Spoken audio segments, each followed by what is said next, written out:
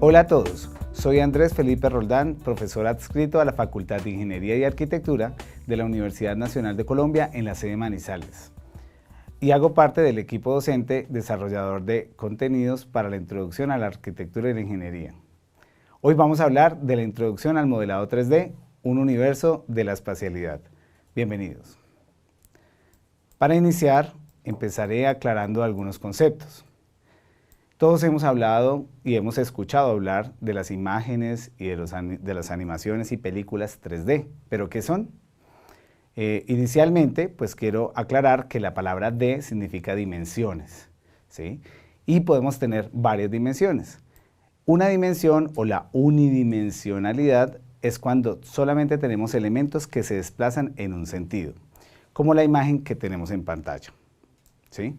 La segunda dimensión implica un desplazamiento ya no únicamente en un sentido, sino en un sentido ortogonal. Imágenes que pueden tener anchos y alturas. Se desplazan en dos ejes. Ahí hablamos de los contenidos 2D. Y cuando hablamos de un contenido 3D, estamos hablando de un contenido que se desenvuelve en un entorno tridimensional. Eso quiere decir que se desenvuelve en tres dimensiones: en el ancho, la altura y la profundidad. Los objetos, el entorno donde nos encontramos, es un entorno 3D. Sin embargo, estos contenidos digitales se generan en entornos virtuales 3D. Para la muestra tenemos un ejercicio desarrollado desde la geometría básica hasta la geometría de detalle. Aquí tenemos un busto humano, empieza la geometría básica, que es una esfera, luego el volumen básico que se le asignará a la cabeza, las perforaciones que corresponden a los globos oculares, y luego el diseño de detalle que permite ganar expresiones hasta llegar al gesto deseado. Esta última fase es una fase de detalle donde se aplican iluminaciones, sombras, texturas y materiales que nos permiten llegar al resultado que deseamos. Pero, ¿para qué sirve el diseño y el modelado 3D? Aquí tenemos algunas imágenes de referencia. Este es un ejercicio desarrollado aquí en la Universidad Nacional con los estudiantes de arquitectura. La elaboración de un personaje volumétrico, como el que se encuentra en pantalla, el desarrollo y asignación de materiales, entornos, iluminaciones y sombras, y por último, la construcción física del modelo mediante una impresora 3D. Así que podemos hacer impresión física desde los modelados 3D. Asimismo, se pueden desarrollar entornos para videojuegos de diferente tipo, académico o comercial. Aquí podemos ver una estructura básica edificada con la cual se ha venido gamificando el ejercicio de técnicas de representación 1. Los estudiantes recorren el entorno, lo delimitan, lo conocen, lo modifican y por último lo representan. Otra de las aplicaciones son los entornos de inmersión. Imágenes que están configuradas para hacer 360, es decir, que podemos hacer inmersión en ellas, navegar desde ellas, desde dentro de ellas y desplazarnos dentro de cada uno de sus componentes. Esta imagen tiene una figura X rectangular de un espacio comercial, desarrollada también por estudiantes de la sede. ¿Hasta dónde podríamos llevar estos modelados 3D? Lo podríamos llevar a este nivel. Lo que estamos viendo en pantalla es la simulación fotográfica de un escenario desarrollado totalmente en 3D. ¿Qué tipo de elementos podemos contemplar allí? Está el sujeto en distintas posiciones, que son posiciones muy naturales, como podemos ver acá, en entornos desordenados, arrugados, texturizados, oscuros, con zonas determinadas para el desorden, ¿sí? Está previamente concebido para eso, con el ánimo de darle un sentido de realidad y engañar al ojo humano. Aquí podemos ver la imagen en malla o en línea de alambres que le permite al observador entender que no es un escenario real, sino que es un escenario simulado. Los elementos como los peluches, los cojines, las camas, las texturas de madera nos ayudan a entender también la aplicación y la importancia de esa variedad de texturas en nuestro entorno real. A este ejercicio se le denomina hiperrealismo. Aquí tenemos una imagen adicional del mismo proyecto. Se encuentra el sujeto, los objetos, la proporción del sujeto en términos de la imagen total es muy pequeña, lo que nos hace pensar que puede ser una fotografía. Parte del ejercicio de modelado 3D es entonces engañar al ojo o permitirle también acercarse a proyectos que aún no han sucedido. Pero ¿cómo sucede esto? Sucede a partir de algunas etapas que he sintetizado en estas gráficas. La primera etapa que tengo en pantalla es la etapa del modelado general, donde se definen las geometrías, las formas básicas, los componentes en términos generales y las dimensiones. Muchos de esos componentes son sumamente importantes para entender la proporción del objeto y que se vea muy real. La segunda fase es la fase del modelado detallado, donde podemos agregar escenarios, fondos, hacer una composición visual, elementos que complementan la imagen, elementos que nos ayudan a guiar visualmente al observador y, por supuesto, hacer énfasis en el interés comunicativo. En este caso, el ejercicio del reloj nos está sirviendo para entender que hay unos elementos de fondo que lo van a contextualizar. La tercera fase es la fase de la validación, donde hay un chequeo general de superficies. ¿Qué quiere decir eso? Se revisa cada una de las formas, las intersecciones que se generan para evitar errores. También hay una revisión y ajuste de esos errores. Y por último, una agrupación de componentes con el ánimo de optimizar el proceso de renderizado. ¿Qué es el renderizado entonces? Será una de las fases que voy a mostrar a continuación. La cuarta fase es la fase de iluminación, donde se asignan variables de la luz, intensidades, tonos, colores, ubicaciones, direcciones y demás. Se estiman las sombras y la palabra que uso es estimación porque el software las deberá calcular. Y por último se hace un balance de la imagen en términos del contraste, el brillo, la exposición y la saturación. Como quinta fase está el proceso de renderizado que les había mencionado anteriormente, que es principalmente la asignación de materiales, la creación de texturas y los comportamientos físicos.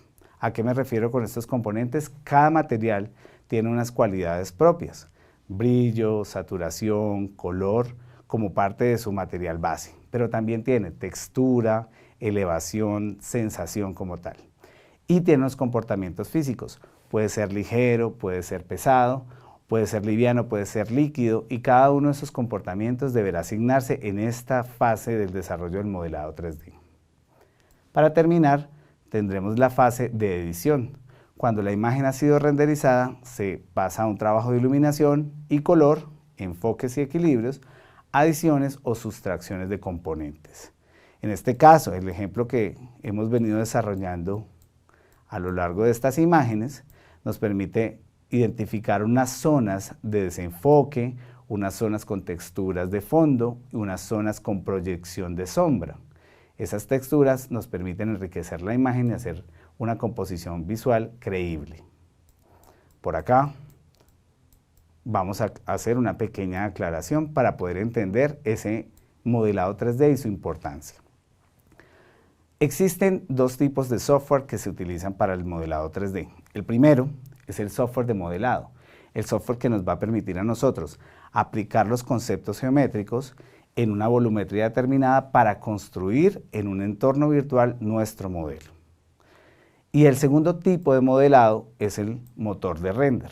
El motor de render nos facilita a nosotros la asignación de materiales, iluminación, sombras y comportamientos con el ánimo de darle cierto nivel de credibilidad a la imagen final. Pero ¿por qué es tan importante entender este esquema?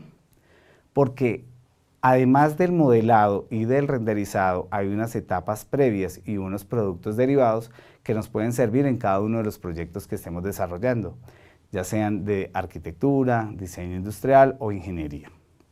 ¿A qué me refiero con esos componentes? Los planos técnicos, por ejemplo, se derivan de ese modelado 3D.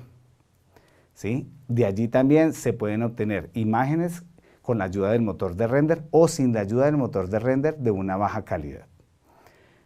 También se pueden obtener animaciones Y por último, se puede agregar información técnica que es valiosa para la construcción. Así las cosas, el modelado se tendrá que desarrollar en determinados software y los motores de render son complementos que se pueden agregar a esos software o pueden trabajar de manera independiente. Miremos algunos de ellos. En pantalla estoy mostrando un proyecto arquitectónico desarrollado en Enscape.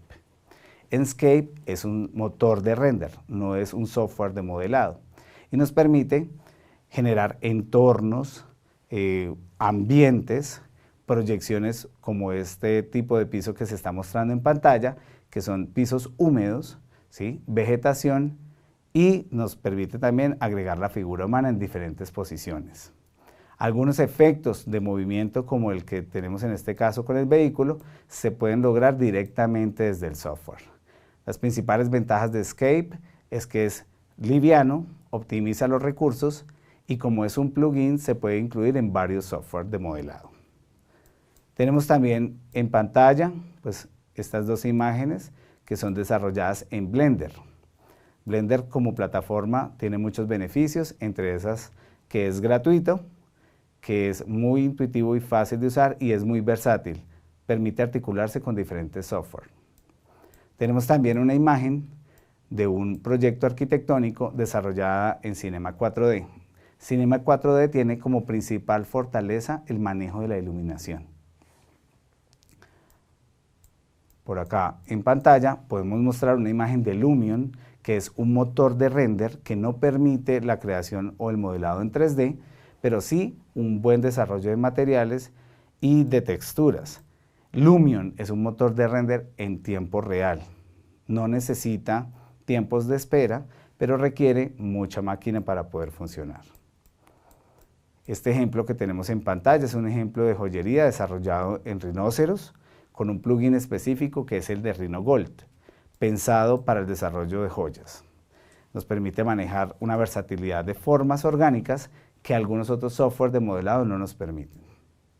En esa misma línea de los modeladores libres, que es como se denomina esos software que nos permiten los modelados orgánicos, está ZBrush, que es el programa por excelencia para el desarrollo de personajes. Aquí tenemos un personaje desarrollado, cada una de sus vistas y digamos que la visual general que nos permite identificarlo. Otros de los software que quiero recomendar para introducirse en el mundo del modelado 3D es el de 3D Max, que es muy versátil, es muy fácil de conseguir porque viene desde la casa de Autodesk y nos permite a nosotros aplicar muy buenos materiales porque incluye dentro de él, que como software de modelado, varios motores de render. Entre esos Arnold, que es con el que se desarrolló esta imagen que tenemos en pantalla. Tenemos también otro motor de render muy popular que es el V-Ray, que tiene un excelente manejo de sombras y luces y por lo tanto pues resalta digamos, las cualidades de cada una de esas texturas que se desarrollan. Para finalizar, quiero mencionar también a SolidWorks, que es el software de modelado mecánico por excelencia, en tanto es paramétrico y nos permite a nosotros controlar cada una de las variables de los componentes que se están relacionando dentro de él. Con cualquiera de estos software pueden iniciarse en el mundo del modelado 3D y los resultados dependerán de la dedicación que ustedes tengan con esos resultados. Si quieren saber más sobre el tema, podrán encontrar en esta bibliografía más información. Nos vemos en la próxima.